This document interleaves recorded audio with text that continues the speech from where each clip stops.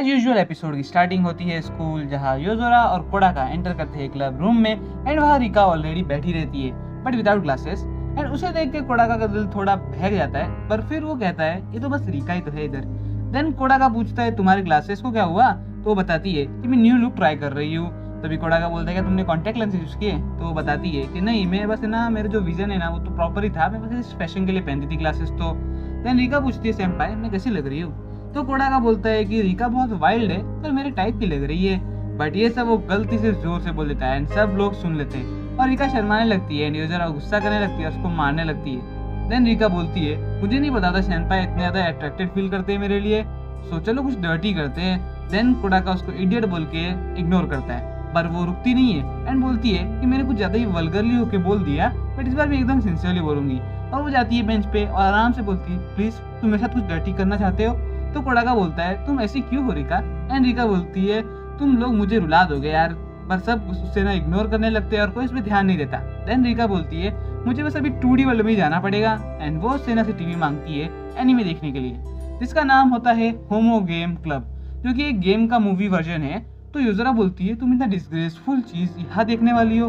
Then Rica बताती है कि इसका जो गेम था ना वो 18+ था, पर जो एनीमे है उसमें जितने भी सारे एडल्ट सीन्स थे उन सबको क्लियर कर दिया है और एक नॉर्मल स्टोरी कर दिया है। पर योजोरा नहीं मानती है, तो रिका उसे सीडी दिखाने लगती है और बोलती है देखो इसमें 18+ नहीं लिखा है। बट योजोरा बोलती है ऐसे टाइटल वाली एनीमे डिसेंट थोड़ी ना हो सकती है। तो रिका बोलती है तुम बस कवर से ना को जजमेंट नहीं कर सकते। बट योजोरा नहीं मानती है। फिर कोडाका भी बोलता है तुम्हें ऐसे जज नहीं करना चाहिए, क्योंकि लुक से बेस पे अगर तुम जज करोगे फिर वो जो पर्सन होता है उसको बहुत ज्यादा हर्ट होता है। देन योजोरा मान जाती है और रिका सबके लिए मूवी लगा देती है। मूवी काफी अच्छी लगती है सबको एंड वो बहुत ज्यादा सैड भी होती है और वो दो बॉयज के लव और फ्रेंडशिप पर बेस्ड रहती है। एंड ये देख योजोरा और सेना रोने लगते हैं। एंड मूवी के लास्ट में जो दोनों बॉयज थे वो लोग किस कर देते हैं और योजोरा यही पूछती है वो दो फ्रेंड्स थे तो उन्होंने किस क्यों किया। देन रिका बताती है कि वो फ्रेंड्स है वो सब भी कर सकते हैं, जब हार्मोन ज्यादा बढ़ जाते हैं ना तो लोग किस कर देते हैं बस उसको अपने नेसेसरीज के लिए। तो योजोरा बोलती है अच्छा तो इस फ्रेंड्स में भी चलता है, और वो कोडाका को तरफ देखने लगती है और फिर शर्माने लगती है। देन योजोरा रिका से अपोलोजाइज करती है और बोलती है मुझे इसे जज नहीं करना चाहिए था, और बोलती है होमो गेम क्लब बहुत ज्यादा अच्छा लगा मुझे, और अगर इसके से तुम्हारे पास और कुछ रहेगा तो लेके आना रिका।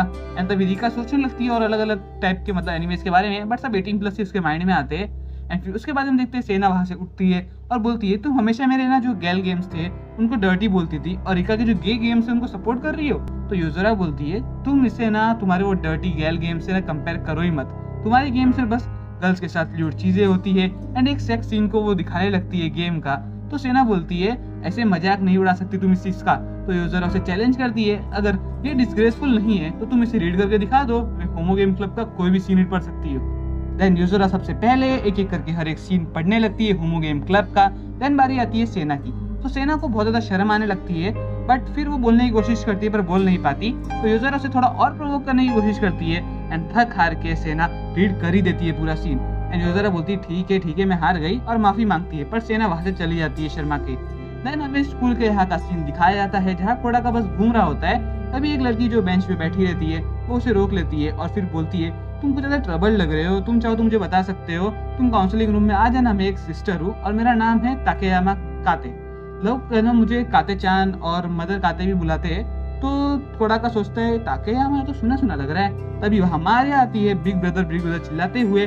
तो कोडाका पूछता है मारिया ये कौन है। तभी वो बताती है कि ये ओल्ड हैक तुमसे क्या बोल रही है। इसके बाद हम देखते हैं कि ताके मारिया को बहुत ज्यादा चिल्लाने लगती है और बोलती है तुम मुझे बिग सिस्टर बोलो, ओल्ड हैक नहीं हूँ मैं तुम्हारी। तो वो बोलती है बिग सिस्टर बोलो, पर मारिया नहीं बोलती। फिर ताके कोडाका को पूछती है कि तुम वही फेमस बिग ब्रदर कोडाका हो ना, मेरी छोटी बहन तुम्हारी हमेशा बातें करती रहती है, वैसे मारिया मेरी छोटी बहन है।